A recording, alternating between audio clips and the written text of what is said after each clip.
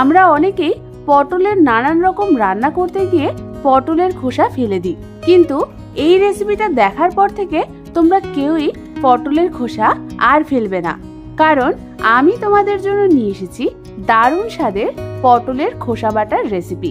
এটা বানানো যেমন সহজ তেমনি খেতে হয় দারুণ। বাই দ্য ওয়ে, আমি সুস্মিতা আর তোমরা দেখছো আমার চ্যানেল ইয়ামিস বাংলা। চলো রান্নাটা শুরু করে ফেলি। এই রান্নাটার জন্য আমি এখানে প্রায় 1 কাপ পরিমাণ পটলের খোসা নিয়ে নিয়েছি।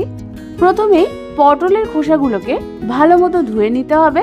এবার অন্যদিকে গ্যাস জ্বালিয়ে একটা কড়াই বসিয়ে দিলাম আর তার মধ্যে দিয়ে দিলাম 1 কাপ পরিমাণ জল।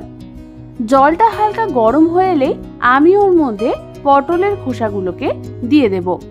তারপর হালকা হাতে একটু নাড়াচাড়া করে নিয়ে আমি ঢাকনা চাপা দিয়ে মিডিয়াম ফ্লেমে রেখে দেব 1 থেকে 2 মিনিটের জন্য।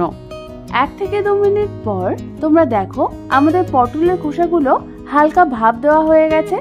এবার আমি পটলের খোসাগুলোর থেকে এক্সেস জল স্ট্রেন করে নিয়ে এগুলোকে একটা অন্য জায়গায় নামিয়ে দিয়ে ঠান্ডা হতে দেব কিছুক্ষণের জন্য।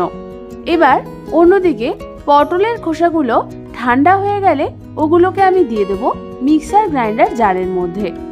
তারপর আমি ওর মধ্যে দিয়ে দেব 1/2 কাপ পরিমাণ নারকেল, 5 থেকে 6টা রসুনের কোয়া আর দিয়ে দেব 2 টেবিল চামচ পরিমাণ জল।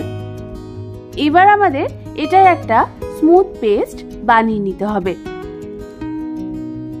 এই পেস্টটা বানানোর সময় আমার আরো 2 টেবিল চামচ পরিমাণ জল লেগেছিল, তাই মিক্সার গ্রাইন্ডার জারটা খুলে আমি ওর মধ্যে কিছুটা জল দিয়ে দিলাম।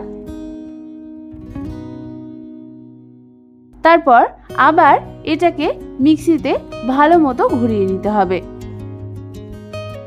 আমাদের পেস্ট কিন্তু রেডি হয়ে গেছে। এবার অন্যদিকে গ্যাস জ্বালিয়ে একটা কড়াই বসিয়ে দেব আর তার মধ্যে দিয়ে দেব প্রায় 3 টেবিল চামচ পরিমাণ সরষের তেল। তেলটা হালকা গরম হয়ে এলে আমি ওর মধ্যে ফোড়নের জন্য দিয়ে দেব 1/2 চামচ কালো জিরে আর একটা চেরা কাঁচা লঙ্কা। ফোড়নটাকে হালকা হাতে একটু নাড়াচাড়া করে নিয়ে আমি ওর মধ্যে দিয়ে দেব বানিয়ে রাখা পেস্টটা দেওয়ার পর আমাদের মিডিয়াম ফ্লেমে ভালো মতো সমস্ত কিছু নাড়াচাড়া করে নিতে হবে। এবার ওর মধ্যে আমি দিয়ে দেব 1/2 চামচ হলুদ গুঁড়ো, স্বাদ অনুযায়ী নুন আর স্বাদ অনুযায়ী চিনি। এবার সমস্ত কিছু ভালো করে আমাদের মিডিয়াম ফ্লেমে মিশিয়ে নিতে হবে।